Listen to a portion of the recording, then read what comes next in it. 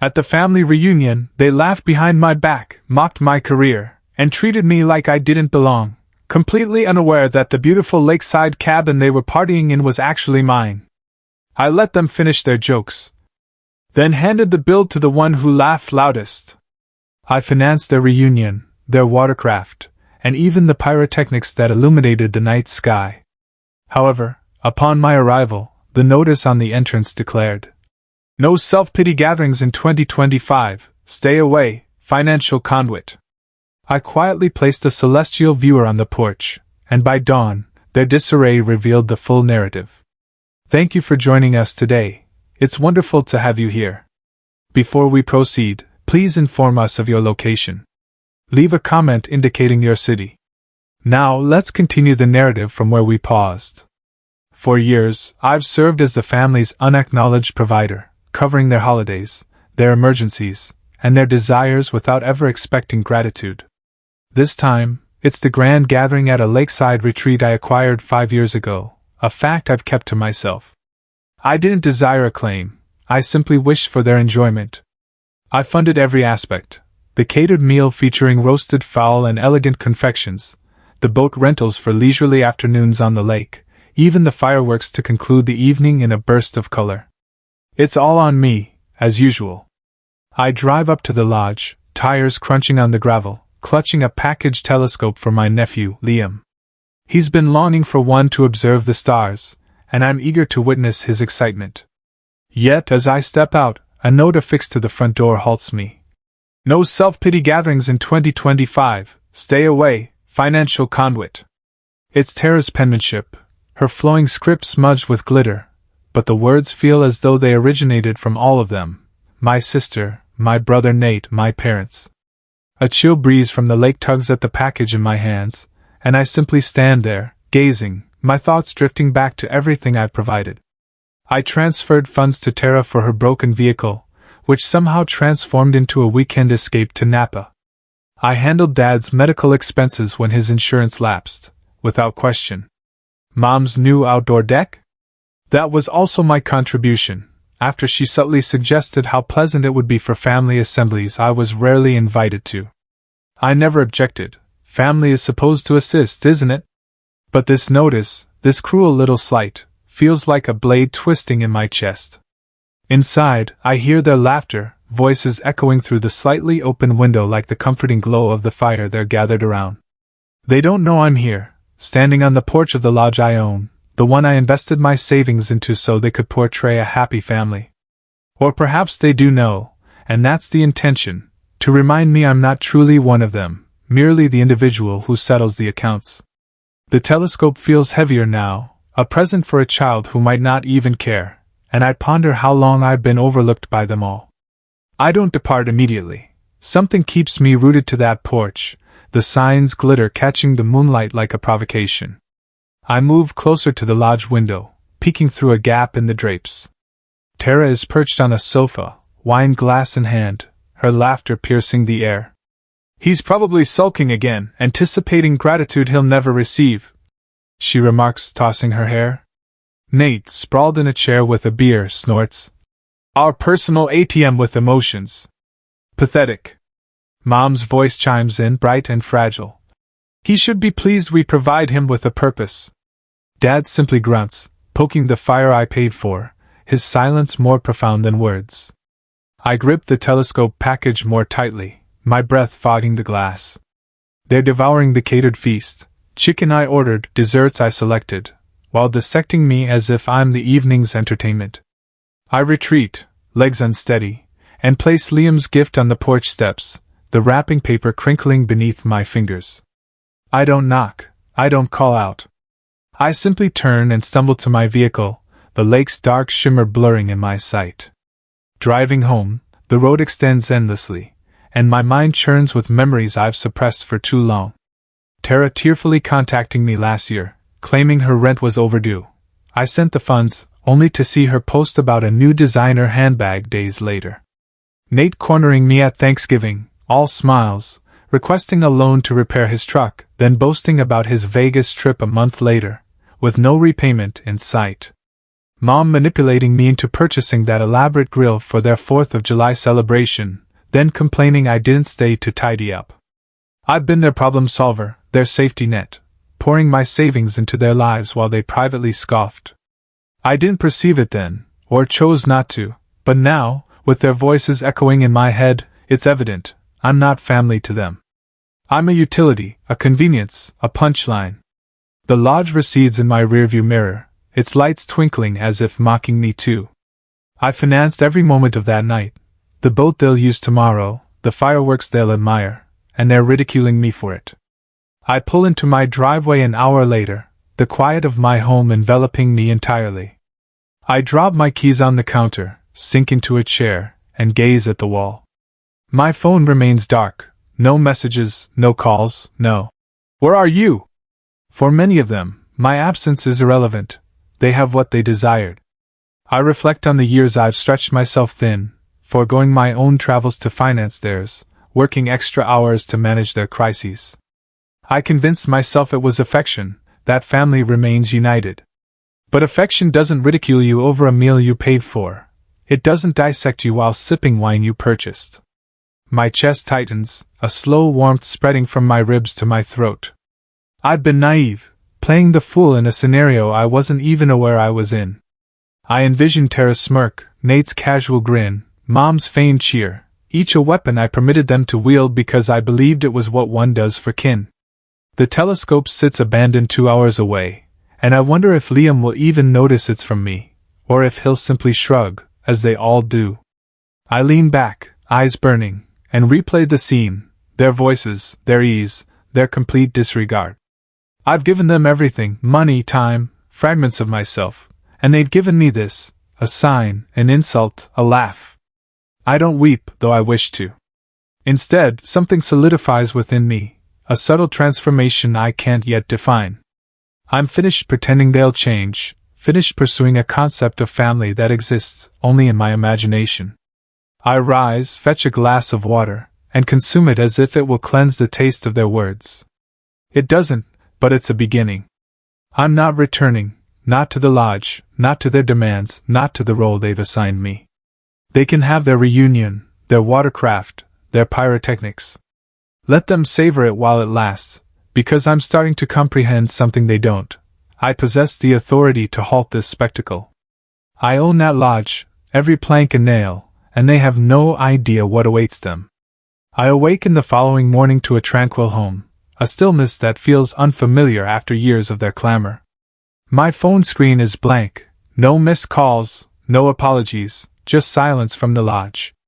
I prepare coffee, attempting to dispel the echo of their laughter from last night, when a notification sounds. It's Tara's Instagram, a photograph from the reunion, the family smiling on the dock, the lake shimmering behind them, captioned, "Family goals minus the dead weight." My mug slips in my hand, coffee splashing onto the counter. Dead weight, that's me, erased from their perfect image, ridiculed for the world to see. I scroll through the comments, cousins liking it, friends adding heart emojis, strangers chiming in with, "Love this vibe." Each one stings, a public humiliation I didn't anticipate. Tara didn't merely mock me behind my back, she's exposed me online, transforming my absence into her triumph. I set the phone down, my pulse pounding. I didn't believe she would descend to this level, but then again, I didn't believe they'd label me a money mule, either. I'm still reeling when my banking application buzzes, an alert regarding suspicious activity. I log in, my heart sinking as I see it. Someone attempted to reset my savings account password an hour ago, using security answers only Mom knows, my first pet's name, my high school mascot. The attempt failed, but the intention is clear. It's Nate. He's done this before, borrowing my debit card for emergencies he never repaid, but this is different, bolder, uglier. He's testing if I'll still yield, even after they've excluded me from their circle. I contact the bank, my voice strained, and secure everything. But the violation persists. My own brother attempted to defraud me, relying on my silence, as always. I pace my kitchen, the lodge deeds resting on my desk like a loaded weapon. They're out there, sipping mimosas at my expense, while Tara slanders me online and Nate attempts to access my accounts. I've been their punching bag for too long, and now they're striking harder, believing I won't retaliate. I sit down, hands trembling, and stare at that deed. I purchased the lodge after a rare work bonus, a quiet aspiration I transformed into reality. 2 bedrooms, a wraparound veranda, a vista that made me feel complete. I never informed them because I didn't want it corrupted by their expectations. Now it's theirs for the weekend, every inch paid for by me, and they're utilizing it to further diminish me. I considered driving back, tearing that sign from the door, instructing them to leave. But I don't. Not yet. I need to breathe, to determine what comes next. My laptop glows on the table, and I open it, half expecting more venom from Tara. Instead, I discover an email from an old colleague, Sam, who saw her post. "You okay?" he writes. "That's brutal." I don't reply, but it's the first kind sentiment I've experienced in days, a lifeline I didn't realize I needed. The day drags on, and I keep the television off, the blinds drawn, attempting to block out the world they've excluded me from. I think about Liam. Did he see the telescope? Did he care? He's only 12, caught in their turmoil, and I resent that he might be internalizing their portrayal of me. I almost text him but stop myself. What would I say? Your mother is deceitful, your father is a thief, and I'm finished. No, he doesn't need that, not yet. I pour a glass of whiskey instead, the warmth steadying me. The lodge is mine, I remind myself. They can revel in it all they desire, but I control the strings. I imagine them tomorrow, packing up, oblivious to the truth, and a glimmer of something, anger, perhaps power, begins to ignite within me. Tara's post continues to accumulate likes. Nate is probably devising his next scheme. They believe they've triumphed, that I'll retreat like the dead weight they've labeled me. But they don't know what I possess. They don't know I have the deed, the evidence, the leverage. I've spent years building their lives. Nate's failed brewery I rescued, Tara's business trips that were merely shopping sprees, Dad's golf clubs he boasted about at every dinner I wasn't invited to. I permitted them to take because I believed it made us family. Now I see it made me pray. The whiskey is gone, and I set the glass down, my jaw tight. Tara's post and Nate's attempt to access my money aren't just slaps, they're declarations of conflict. I'm not their conduit, their ATM, their punching bag. I'm the one who constructed their stage, and I can dismantle it. I lean back, the lodge's image sharp in my mind, and for the first time, I don't feel insignificant. I feel formidable. The next morning, I'm still reeling from Tara's post and Nate's bank maneuver when my phone vibrates. A text from Liam, brief and trembling. "Check your email, Uncle Jay." "I'm sorry." I frown, unease coiling in my gut, and open my laptop. There it is, a message sent at 3 a.m., subject line blank, with a zip file attached. I hesitate, then download it. Inside are audio clips, grainy but distinct, labeled by date. Friday night, the reunion. I press play on the first one, and Tara's voice crackles through. "He's such a failure, thinking he can purchase affection with his handouts." Nate's next, mid-laugh. "Let's see how much we can extract from him before he breaks." Then Mom, casual as if ordering coffee. "His life is so pitiful, good thing we keep him occupied." My hands clenched the table's edge. Liam recorded them, every self-satisfied word, every taunt, right there in the lodge I own. There's also a note, typed in the email. "I heard them after you left. I despise it. You don't merit this." My throat tightens. Liam, quiet little Liam, saw through their deception and ignited a spark. I'm still processing when my phone pings again, a news alert. Someone has uploaded the files online, anonymously, but linked to Tara's Instagram. I click through, and there they are, the recordings, screenshots of their messages from that night. "Where's Jay with the cash?" Nate wrote. "Probably weeping somewhere," Tara replied. Spreading like wildfire, Twitter ablaze with hashtags, hashtag money muledown, hashtag family fail. A meme of Nate's, squeeze him, line over a cash register garners thousands of retweets. I leaned back, stunned. Liam didn't just send this to me. He, or someone, unleashed it upon the world. Tara's freelance client, an eco-friendly brand, severs ties with a terse statement. We do not align with toxic conduct. Nate's wife, Claire, posts a cryptic, "Truth hurts," on her story, and I can almost perceive their panic from here. My phone illuminates Mom's name, then Tara's, then Nate's, all calling, all ignored. Voicemails accumulate, Mom's pleading. "This is a mistake, fix it." Tara's shrill. "You're ruining us." Nate's growling. "You leaked this, didn't you?" I don't answer. I don't move. I simply listen to the turmoil I didn't initiate. The calls persist, but I mute them, staring at Liam's note. He's 12, entangled in their web, and he risked this for me. I think about the telescope left on the porch. Did he discover it? Did it hold any significance? I want to text him, ask if he's alright, but I refrain.